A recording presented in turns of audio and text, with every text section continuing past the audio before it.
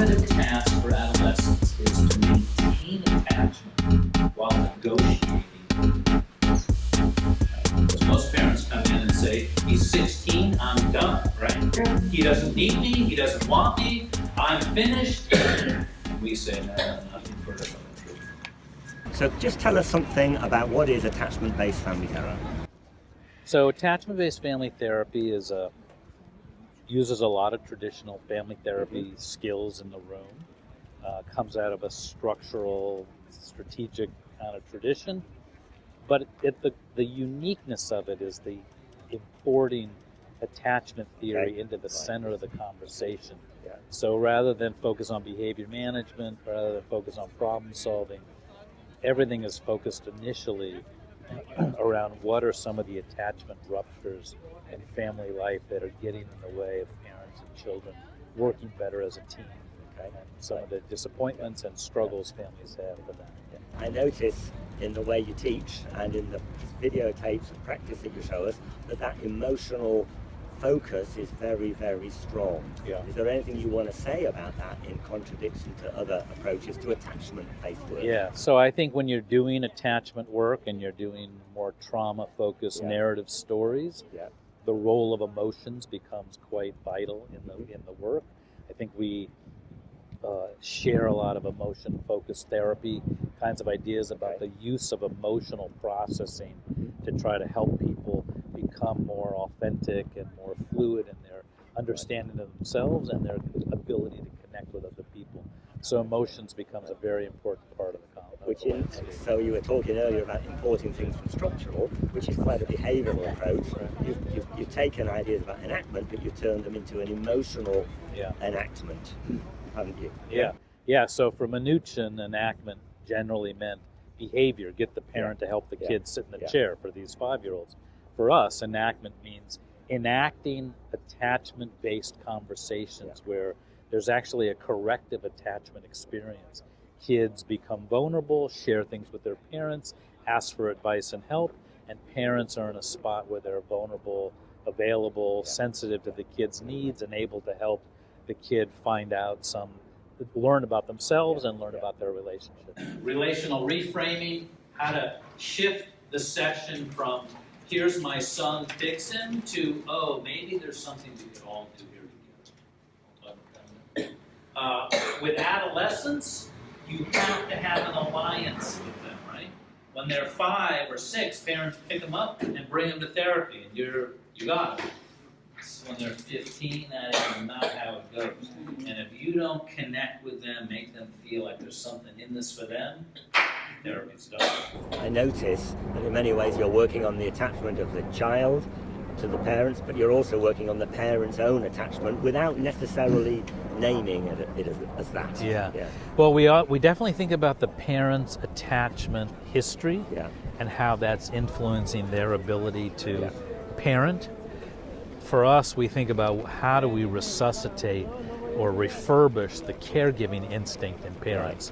These parents want to do well by their kids, and we're trying to touch that desire in them and help them learn some new skills so they can be more available. I noticed that you use the word love quite a lot. No, we do. The L word. Absolutely. and for a British audience, I think that kind of emotional, let it all hang out kind of thing is a little tough.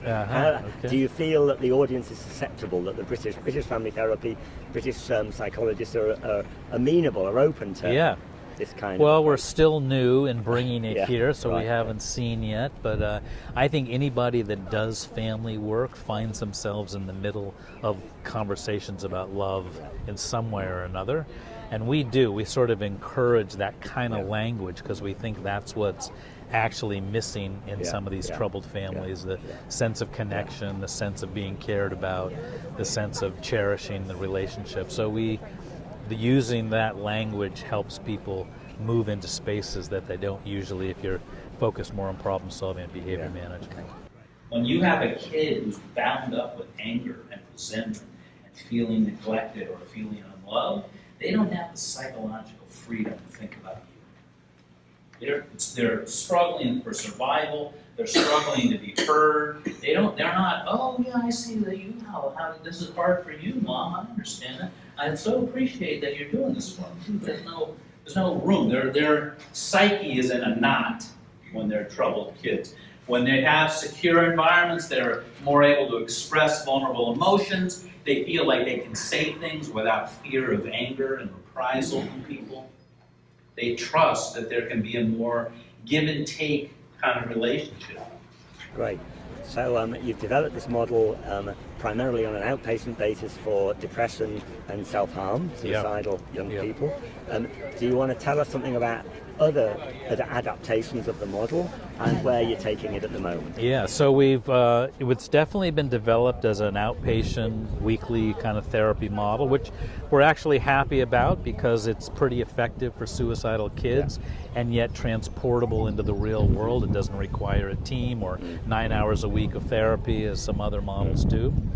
But it's a very trauma-focused model. It's a model that focuses on all kinds of hurts and injustices. So we work a lot with kids with histories of sexual abuse. We work a lot with gay and lesbian kids who've been bullied and can't find support in their home for these kinds of problems.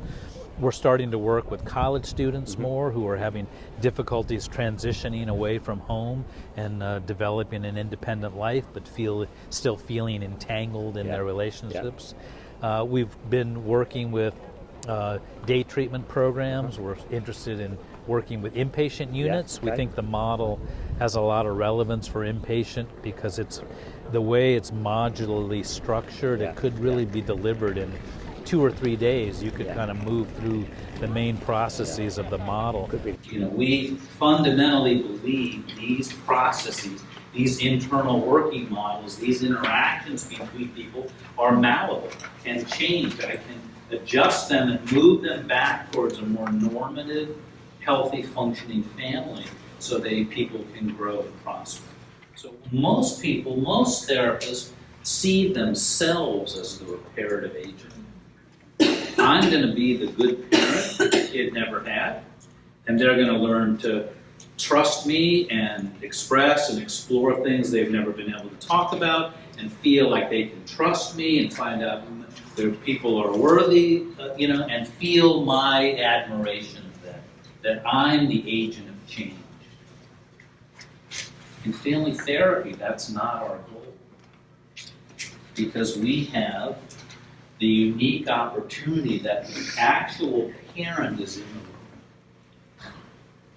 And my work is to resuscitate the parent in such a way that the kid gets validation and acknowledgement from the very people they feel abandoned them or neglected them or wasn't there for them. Well, 2 things. I'm curious how you think this model fits into the psychotherapy landscape in England in general, and then what role Exeter might play in trying to help develop something. So in general, it's one of the only, if not the only, family therapy evidence-based intervention for depression and self-harm in adolescents.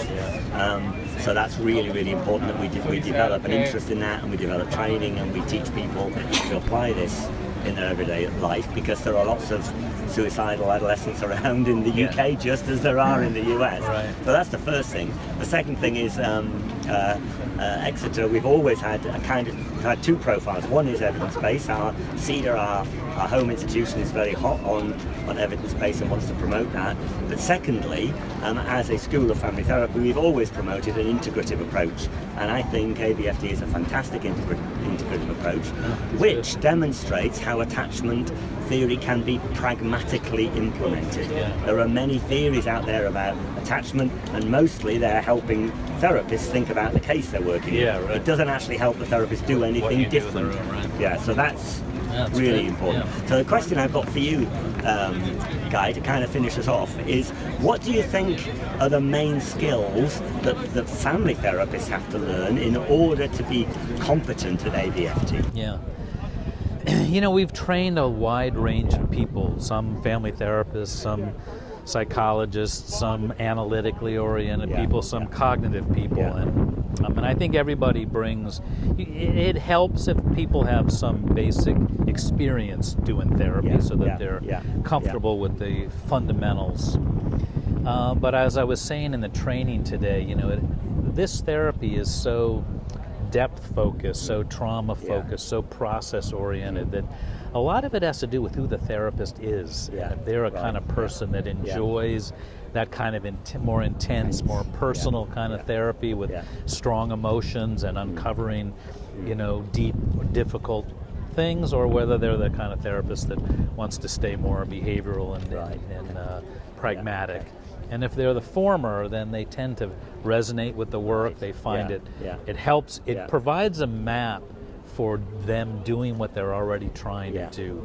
That's what we hear more often than not. So in many ways, what you're saying is the therapist who's able to dive deep, who's really aware of their own emotional self, and really enjoys helping families go to that place, that's the kind of therapist that can learn this. They like it the most. They learn it the quickest. Great. Guy, thanks for talking to me. It's been brilliant. Great. Look at the sun. Great. We've Thanks got for having some us cause out. in the background. I know. What a fantastic Beautiful. highlight. There we go. Cheers. Good.